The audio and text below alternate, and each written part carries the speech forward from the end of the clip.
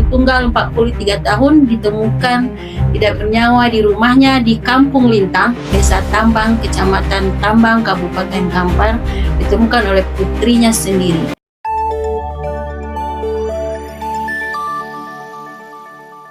Baik, assalamualaikum warahmatullahi wabarakatuh, teman-teman CMP. Jumpa lagi dengan kami di sini. Kita membahas podcast kriminalitas.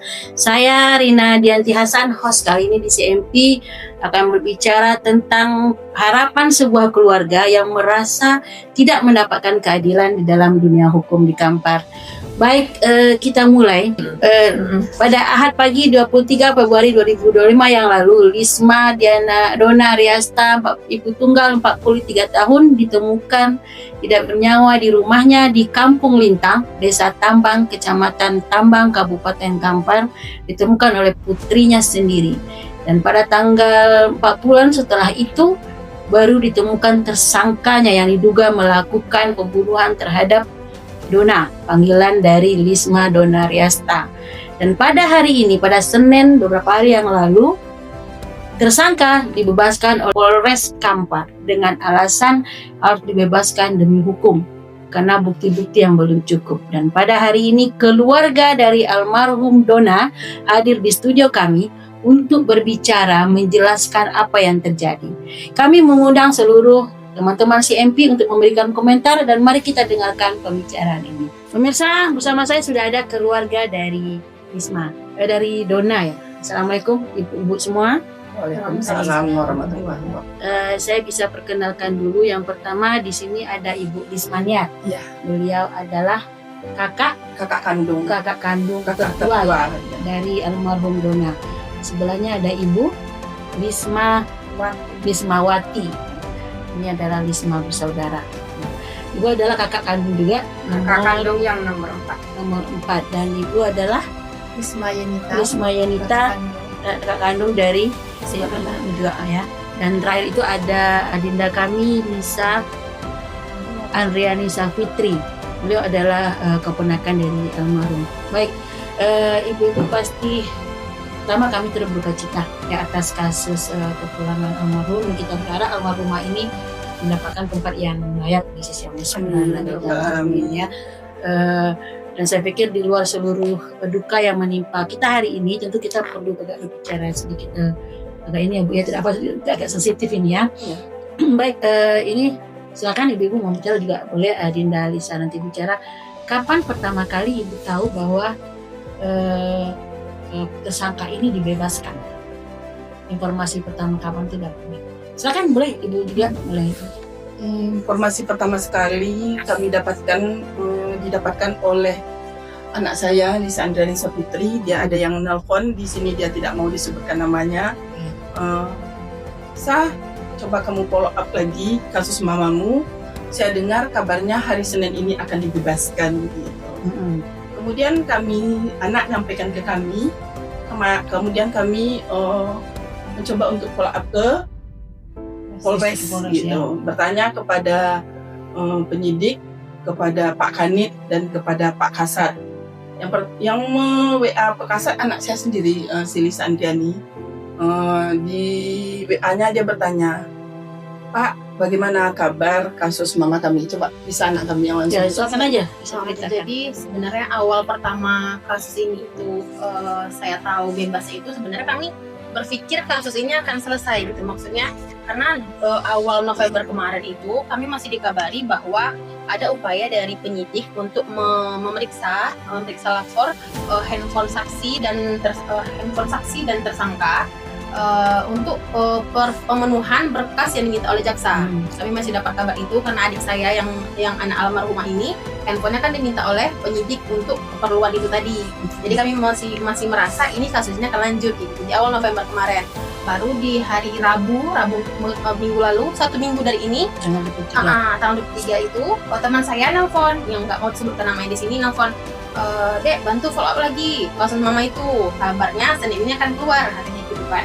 Terus saya nelpon lagi karena udah biasa ya Bu, nelpon sama sama polisi yang ada di Polres Kampar. Saya telepon, Bang, bantu Bang, info balik kalau tentang kasus mama kayak gitu kan. Bang, dan info senang ya bang, info valid kayak gitu, ngomongnya gitu sama polisi ini. Baru kabari hari Kamis sore itu, Dek ternyata iya. Enggak, polisi ini memang penyidik ya, memang bagian menangani kasus ini. Iya, memang menangani kasus ini. Baru kabari lagi, Dek memang iya benar, kalau kasus ini ternyata sulit naik katanya gitu kan. Mungkin hari Senin ini dibebaskan katanya gitu, karena dapat demi hukum, dibebaskan demi hukum kata polisi ini tadi sama kami. Habis itu kami telepon WA Pak Kasat kan. Kami WA Pak, boleh bantu Lisa dari keluarga korban Wisma Donariasta, menanyakan gimana kalau kabar kasus mama ya Pak. Habis itu Pak Kasat membenarkan kalau Pak Kasat mengalihkan, maksudnya Ibu nanti Pak Kanit ya yang telepon katanya itu, karena sama dialihkan ke Pak Kanit, tapi kan chatnya masih berlanjut. Saya lanjut lagi, Lisa soalnya dapat kabar Pak dari wartawan, Lisa bilang kayak gitu. Lisa bilang Lisa dapat kabar Pak kalau mereka akan dibebaskan di hari Senin ini kayak gitu. Bapak bilang nanti Kanit yang kasih info lebih lanjut, tapi mereka bukan dibebaskan, mereka kasusnya tetap berlanjut, kata Pak Kasat kayak gitu. Saya tanya lagi apakah memang mereka dibebaskan Bu. Habis itu gak lama setelah itu, karena sudah berlanjut chat sama Pak Kanit, WA Pak Kanit, Pak Assalamualaikum Pak, ini Lisa tadi sudah koordinasi dengan Pak Kasat, dialihkan ke Bapak. Bisa nanya tentang kasus mama kayak gitu kan. Ini Pak Kanit membenarkan kalau memang kasus ini belum diterima oleh jaksa. Ya, Alasannya apa waktu itu? kasusnya belum diterima sama jaksa karena jaksa belum yakin. Jadi mereka harus dibebaskan demi hukum karena sudah di 120 hari. Oke, sudah melewati masa itu. Jadi mereka memang harus dibebaskan demi hukum Bu, katanya gitu kan. Habis itu udah Kamis itu saya udah lemes itu kan Bu, maksudnya habis keluarga, karena kami cerita ke grup, ada grup kan, kami ceritakan kalau ternyata kayaknya memang akan bebas di hari Senin ini. Baru besoknya Ibu nelpon ke Pak Kanit. Waktu itu Pak Kanit juga ngomong seperti itu Bu, bahasanya seperti itu. Ya, tapi Ibu menanyakannya lebih kompleks. Saya nelpon ke waktu itu hari Jumat sore, saya WA Pak Kanit. Pak, izin saya, sore Pak, saya izin besok kami mau menghadap Pak ke Polres gitu. Karena saya WA begitu kan, besok Sabtu, besoknya Sabtu tuh, izin saya mau menghadap ke Polres besok Pak, menghadap Bapak gitu. Langsung dia telepon saya gitu. Maaf Bu, tadi slow respon, saya tadi berada di luar gitu kan. Ada apa Bu gitu? Mau bertanya Pak pastinya gitu. Apa benar tersangka mau dibebaskan gitu?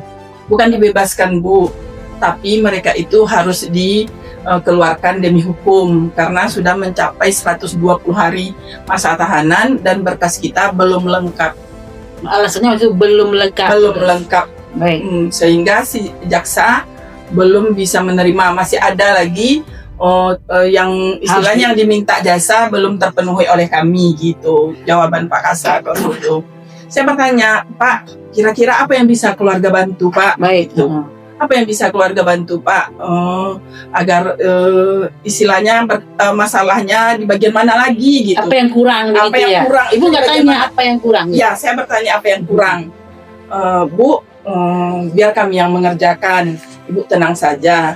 Tapi apakah kasus ini akan berlanjut nanti Pak? Ya, tetap Bu, akan berlanjut. Itu jawabannya Pak Kanit sama saya waktu itu. Siap itu saya bertanya lagi, Pak, sewaktu mereka ini ditetapkan sebagai tersangka, ada waktu kan Pak, 120 hari untuk melengkapi berkasnya gitu. Dan nantinya setelah mereka dibebaskan, apa ada waktu bagi penyidik untuk melengkapi berkasnya, umpamanya 50 hari melengkapkan berkasnya harus sudah lengkap, kalau enggak tuh dibatalkan. Oh enggak Bu, sampai kapanpun boleh. Sampai kapanpun boleh gitu jawaban Pak Kanit ke saya. Yang penting kita akan berusaha untuk melengkapinya. Sekali lagi saya bertanya, ada yang bisa keluarga lakukan Pak?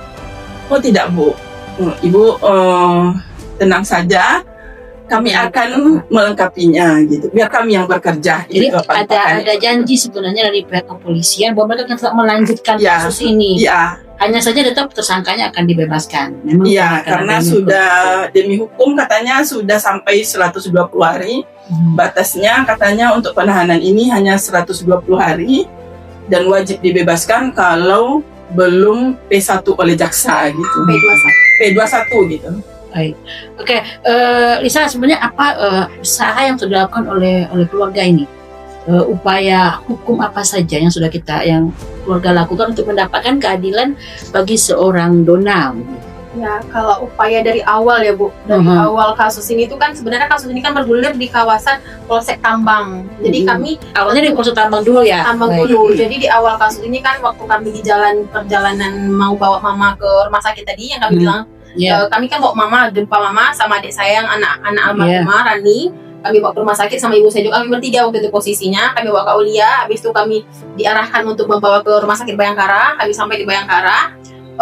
Tentu ini di Polsek dulu. Kami di Polsek.